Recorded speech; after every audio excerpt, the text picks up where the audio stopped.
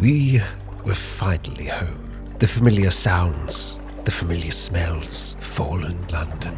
The crew were ecstatic, their terror abated.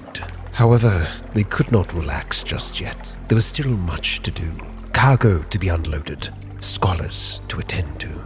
But first came the most important and the most dangerous. The blind bruiser was waiting dockside. As I left the battery, he greeted me warmly. Welcome home. You may ask how it is I'm here to meet you.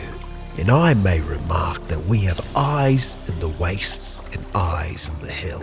In fact, we have more eyes than a knot oracle, and they're all glad to see you. And of course, your cargo. It was time to claim my payment. Oh, very good, very good. Please accept this small token as my thanks. And please also accept my thanks and my patron's thanks, which we being persons of honor, what understands the true nature of dealings is much more important. Still, spending money is always good, isn't it? And a captain must eat, and so must a ship, which is why if you look under the pier, you'll find a few helpful contributions of fuel and so forth. Glancing over the edge, there are a few units of fuel and supplies, and the 200 echoes were most welcome. Before leaving, the bruiser drew near. Once more, we find ourselves here on the quayside. What I suppose you might say the lip of the well of opportunities. Let's both drink deep from this well, by which I mean my patron has a task for you. Take a payment across the ocean and bring back a little package. I feared at this stage I was in too deep, and the prospect of more echoes and adventure was always hard to say no to. I agreed. Now here's the money. Don't lose it. Yet another crate of brilliant souls was sought, to be collected from Khan's heart, no less. Finally free to go about my own way, I took the claymen to where they wanted to be, or at least where they're supposed to be. One by one, they rose uncomplainedly, with no trace of stiffness or discomfort from the long voyage. The deck resounded beneath their heavy tread. A shroom yard manager waited on the dock, tapping her foot. "About time," she said. "Here's your payment. Come along, now you. There's a good construct." What followed was a quick delivery of Sphinx Stone, returning a plump 500 echoes to my pocket. Then a trip to the Admiralty was in order, submitting the various port reports. Port Cecil, Venderbite, the Sisters' Keep, Nuncio, Station 3, Abbey Rock, Pigmote Isle, the Isle of Cats, Polythreme, Visage, Khan's Shadow, Wisdom, the Salt Lions, and finally, Demo Island. I inquired about retrieving strategic information. The Admiral requested reports from Mangrove College in the Swallowing Isles, a location I was yet to discover. While in the Admiralty's yards, I had them look over the battery for a small amount of echo in favor. My wandering then took me to the university and to the alarming scholar. I shared many memories of distant shores, making sure to leave one tale for myself. Then came the trading of 2 outlandish artifacts, raising my favor further. Then came the captivating treasure. Oh my, the alarming scholar spoke as they bared their teeth in a hungry grin. There was something odd about those teeth, as if there were too many of them. This will make quite a dent in my acquisitions budget, but I think it's worth it. Yes, worth it. The treasure was worth 1,000 echoes, and the fragment of a larger tale. Next came the sharing of my extraordinary implication. I will place it with the others.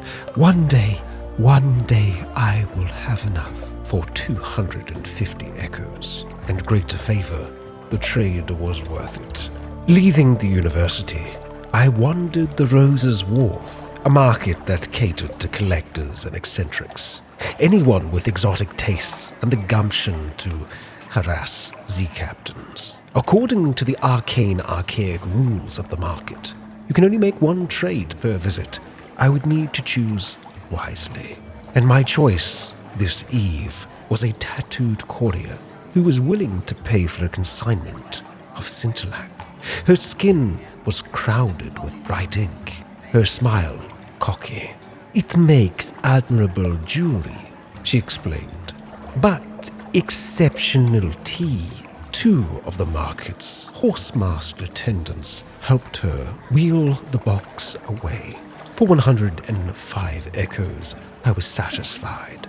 Now came a time to relax and unwind. We would carouse amongst the docks. It was a marvelous night out, our hearts lighter and our bellies full. I made sure to spend some time with my likely lass. The shared warmth brought new memories and fresh smiles. I returned to the blind helmsman, to my dusty room. It was as restful of a night as I came to expect here, but it allowed me time to see to my wounds. The gash I received from the coral in Port Cecil had finally started to get better, yet I felt something else, a sickness creeping in, clawing at my throat, dulling my mind. Nothing a little mushroom wine wouldn't lessen. We were rested, ready. The Z was beckoning once again. I placed order for both a flare and a foxfire candle. I sought to return to Nuncio, and to do so, we would need more fuel and supplies. A direct course would see us well.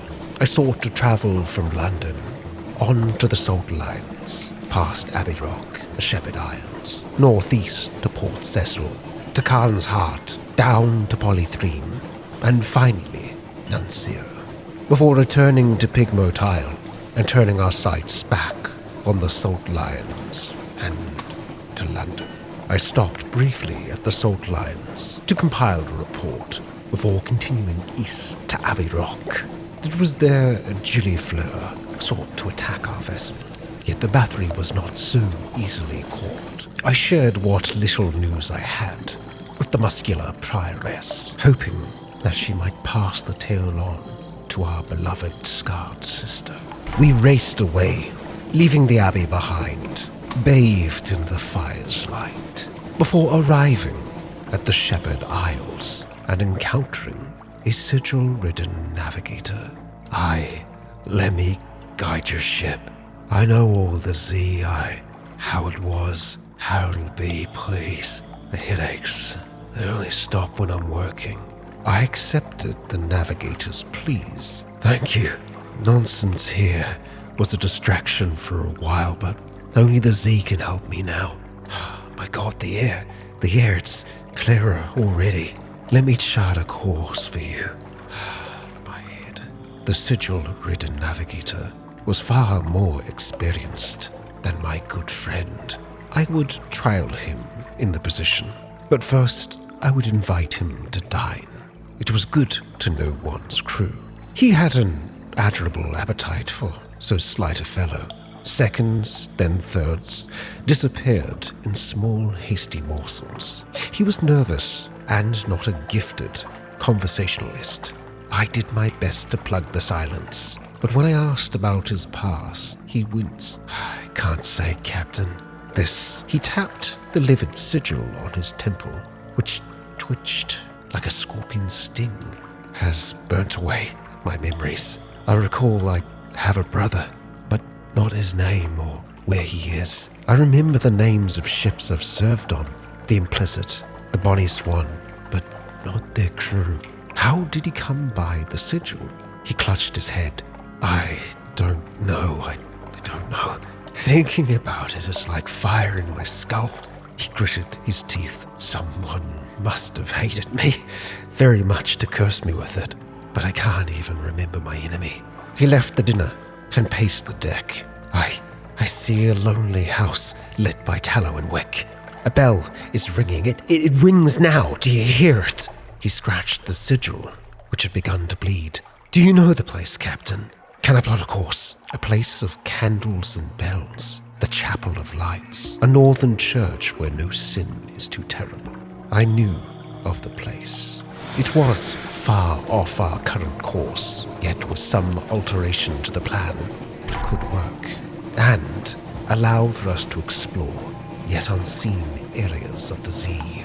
And so, the sigil-ridden navigator set the course. The chapel of lights and its many bells beckoned. There would be troubles, as ever, but I would do all I could to avoid them, whilst we could. We cruised past the bonny reefs and around the edge of the Kissagar vortex, a great maelstrom of the sea. Before we knew it, the chapel of lights was in sight, the sound of bells carried by the north's cold wind. I first gathered intelligence before turning to our new navigator. He took off, racing towards the chapel. "This is the place! Hark! The bell!" I gave chase. Within, the air was heavy and hushed. As I entered, I saw the navigator, shaking a smiling priest by the collar. "It led me here. Tell me what it means. Look at it! Look at it!" The priest disentangled himself as politely as possible. "I'm sure we can find a path to put you on, my friend." He examined the sigil with the professional air of a collector. "But we will need your help in return. Our stores are running low. If we cannot feed our congregation, our mission must end. Can you provide? The fresher the better." The navigator had nothing and pled for my help. It seemed the priest sought live specimens. While I paused, the priest slipped his arms around my shoulders. "For you, a lesser payment," he whispered. "Post no guards on your ship tonight. Ask no questions. And in the morning, perhaps you'd like to join us for breakfast." He smiled, a red and white smile. I slipped from the priest's hold, taking the navigator's hand, leading him outside into the cold dark. There, amongst the waxen candles, I turned to him. "I cannot do what you ask of me. I will not sacrifice those that look to me as their captain. Seek out specimens at other ports if you must, but no such trade shall happen here this night. Am I understood?" I spoke with firm confidence. "Yes, I understand. I am sorry." With that, we returned to the battery. The journey north for now had been for naught. Our path had changed, but our goal remained the same. We would first travel north to the outer horizon, then to Mount Palmerston. I made my report before turning my attention to the crater. They say the road to hell is paved with good intentions, but the road to the Brimstone Convention is paved with cinders. I wondered if they admitted visitors to the Brimstone Convention. Probably not, but I would never know. Perhaps they sold tickets. I stood now far above the bay. Looking down, I saw Port Palmerston, like a toy, and the ruins like gravel. I had come far, but the volcano's cone still reared above me. I would rest a little before continuing on the last half mile. The road to the crater ended at a brass gate in the crater wall.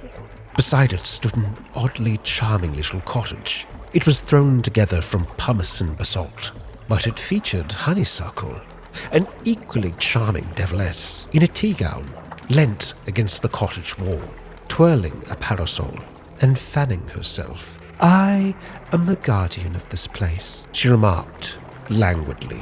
"You may not pass, but I can offer you a cup of armillaria tea." Armillaria? That's not one of the poisonous ones, is it? I was relatively sure it wasn't. No doubt she'd be much less pleasant if I tried to break down the gate, but just now, the deviless was a courteous, soft-voiced woman in a tea gown. The tea was hot and nutty, rather pleasant. She asked about my voyages. She seemed desperate for news of London. Of its mists, its nights, its sick, the poor, its fires. She tactfully turned aside my questions about the convention, but shared some secrets of beneath. "Come and see me again," she spoke. "Next time you're here." She shrugged gracefully. "Bring me a present, if you like." Before leaving the mount, I resupplied, purchasing 10 units of fuel. Before we pulled anchor, setting the navigational tools to Port Cecil. However, we would still be traveling through unknown territory. Our Z-Bat would be deployed to seek anything lurking out there in the dark. And sure enough, the bat returned from the northeast. The ragged crow shone bright, and around it a moth of unfathomable size flew. We would not linger long, but seeing as we were so far north, it would pain us to travel to Port Cecil now. We would instead turn our attention to the Khanate, or so I thought, for it was not Khan's glory we found first, rather a great tower of ice and rock, Frostfound. Towers and ramps and galleries and stairs of ice, raised and spun like an architect's honey dream. No spider ever wove so complex a web. The towers were utterly pristine, untouched by human life. However, a pitiable encampment squatted by the docks. I sought to compile a report, asking what the squatters were up to. They bickered amiably. From what I could tell, not all are Irene or withering. There's the odd researcher, the occasional deranged ice sculptor, now and then a very cold, very sad rubbery man. But for the most part, an atmosphere of friendly rivalry reigns. Harry, my sly navigator, climbed the steps towards me, panting eagerly. "This is the Z, you see," he called back. "The Z, risen to become land. Ice is the soul of the Z. In ice, we find the Z at her most exemplary." And he was off again. I left him to examine the tower, staring up at the battlements, his breath dragon huffing. But then, only a few minutes later, I glanced back, and Harry was gone. I climbed to the steps to examine the spot where I last saw him. His coat lay in the snow, his footprints ending at the tower wall. I poked through his coat and found a brass telescope from the Khanate, a much annotated chart, tobacco, an alarming quantity of lice, but Harry was gone, and I feared I might never see him again. The chart may well be of interest to the Admiralty, but I had lost a friend. I returned to the squatters, seeking to find more, asking them about the castle. "If you can enter, you shouldn't. We get enthusiasts here from time to time. Yes, you might be able to enter the castle before the appointed time. You might even find something of value in there, but you'd be despoiling sacred ground, my friend. It would take your stories from you. It would take your essence yourself, and if you survive that, you'll likely anger the gods of the Z. Yes, they're real as the corridors of Frostfound are. Stay away, my friend. Stay away." It was a tale of terror, one that perhaps could have saved Harry. Yet I was not one to hold back another from their destiny. It was clear that fate had led him here. His tale, his story, with myself, with the Bathory for now, was done.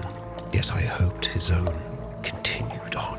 With heavy hearts, we left Frostfound behind, traveling a short distance to the south, within the waters of the Khanate, Khan's glory. To be specific, we would not linger as the heart beckoned.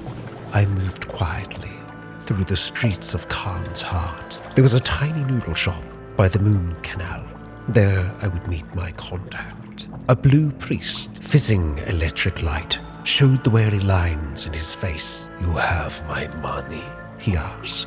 He let out a hiss of distaste. "Oh, your stupid imperial coins. No, give it here. It'll do. It's what was agreed. Take this. Go. You never saw me." With that, I parted with 1,000 echoes and retrieved one unstamped crate of brilliant souls. Before leaving, I saw the chance to gather a report, a chancy chance at that. I retrieved a few precious scraps. Rivalries between the Leopard and Eagle clans, the concerns about Chelenate raids, some appalling gossip about the traitor Empress back in London. Perhaps I would not write that last one down. I quickly moved on. There were eyes upon me, but I had what I needed. From the heart, we traveled east to the shadow. We traveled without light for some portions, to avoid the patrolling warships of the Khanate. I would stop briefly at the shadow to report what I could, before continuing south to Poly 3. As we traveled further, a floating strand of web caressed my face. The air hinted at spiders. We had somehow stumbled into Saviour's Rocks. All manner of arachnids scurried above us, and the sailors called out as they caught sight of a truly horrific thing. The Tree of Ages, they called it. A monstrous creature, and one that I had no intention of meeting. I ordered the battery turned about, and we left the webs behind, following instead the streams of Polythreme. After compiling a report, I agreed to carry 6 claim men, marked, of course, for London. We had entered the final leg of our journey. Nuncio beckoned, and I carried with me the light necessary to explore its depths. Yet our path would not be so simple. We knew it lay to the west, yet we'd still need to travel through uncharted sea. And here, the water was sluggish, with hyphal threads, violet vegetable bulks, mushrooms. As the darkness took shape, high above us stood the great Uttershroom, the queenly core of the spore-haunted sea. We climbed the fungal fiber ladders to its summit. Shaggy, suspicious villagers scratch out a living here, amidst the endless clouds of spores and scurrying mobs of plant-animal hybrids. None of them ever leave. Monsters, one explained darkly. Sea full of monsters. I gathered what intelligence I could. It was a slow survey. The villagers live a shabby but sufficient life. The Uttershroom provides. They are secretive, taciturn, and curious. Ships rarely visit. I encouraged our Blemmigan gallivanteer to explore. It seemed like a good opportunity for the young thing. Perhaps it might feel some kinship with the place. It's certainly very mushroomy. Yet our ever-present Blemmigan, for once, was nowhere to be seen. The engine room was quiet. My maps exactly where I left them. Not one defaced or crumpled into a ball. Finally, I spotted the tip of a tendril poking out from under a pile of unwashed clothing. My Blemmigan indicated that under no circumstance whatsoever will it be emerging. What could be so bad about the Uttershroom? Did the other mushrooms bully it? I left the Blemmigan there, seeking instead to visit the village. Was it hospitable? Not exactly. But they did not chase us off with sticks, and seemed all right with us sitting beside their mildew-smelling fires. It was a day of stories. I heard of the central contradiction of Shroomer existence. They hate the Uttershroom, but they'd do anything to avoid leaving. Monsters! Today, they're telling the story of how they came here. It featured a shipwreck, a rain of orange jewels, the mother's blessing. There's a great deal about adversity and survival, and wistful hints about their homeland, somewhere to the west. I recalled seeing a wreck as we neared the Uttershroom. Their tale, no doubt, was true. Yet that was all the Uttershroom had for us for now. We would leave, setting our course to the west. The tides of Nuncio tugged at the battery. Once I arrived at the dead letter office, I realized I would need far more than what I had brought. The flare, no doubt, would help, but I would require 4 more candles. We were foiled, yet I was not about to turn around. An idea entered my mind, a dangerous one at that. mirrors. If we arranged these contraptions, diverted light, we could illuminate what had been dark for so long. Spiral on glittering spiral. The descent was long and slow. I counted the turns at first, but the time came when I couldn't see the square of light from the door above and could not mark how far I'd come around the spiral. The illumination I had contrived got dimmer and dimmer the further I went, until I came at last to a floor whose base I could barely see. The floor was carpeted with, at first, what I thought was gravel, but no, it was broken shards of clay and stone, all scribbled over in words too old to read.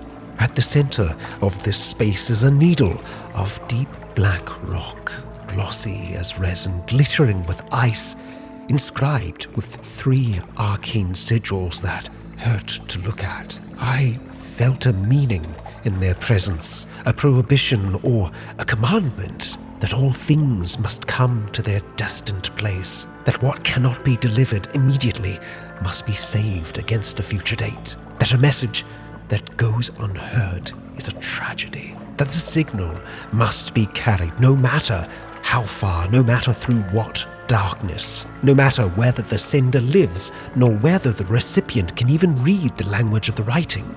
The inscription resolved itself and was known to me. No word lost. Somehow I had succeeded, and I carried with me a searing enigma. Mysteries are fire, truth burns. Climbing out was slow and took time. Could I have possibly come this far? Surely not. My breath grew ragged and my legs cramped. I would ascend. There was no way out but up. At the surface, the dead letter office was still here. Its machines still working, its baskets still filling with missed invitations and misplaced wills. Shouldn't it have been blasted away, destroyed by the force of what lies beneath? I had to tell him I needed to speak with someone. The postal rat would listen. I started to explain, but realized my language didn't have the right words to express it.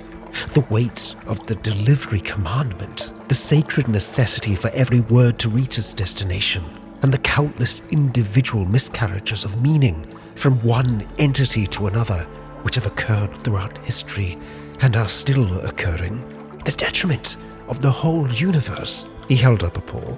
Not gonna understand it, no matter how much you try to explain, he said. And I'm glad. As if I did understand, I'd likely to run mad, working where and as I do. After a moment, he added, Likely you'll forget, at least forget some of it. You never wore the uniform. Then he pointed to where my hair had singed at the temples. He gave me an ointment he kept in a drawer. I walked silently to the inky blotter. Entering, I sought to honor the postman. In light of what I now know, all have tried, saints and martyrs. Nothing about them now seems comical or strange. The regulation and maintenance of their uniforms is a mark of holy dedication, their scars earned by faith and hard work. They were given an impossible task, but none excused themselves just because of that. The hairless postwoman saw my glance and returned a rueful smile. One great mystery of the Z had been solved, and I carried it with me now, that searing enigma. I would have to be cautious with who I shared it, for the truth can consume oneself. My ratty friend understood that, even if I did not at first. We would not linger at sea for long this time. London beckoned, and so too did the blind bruiser. Yet more mysteries lay in wait. A Z story was what I truly needed. Then I might be able to purchase that lead, a snippet from my father's benefactor.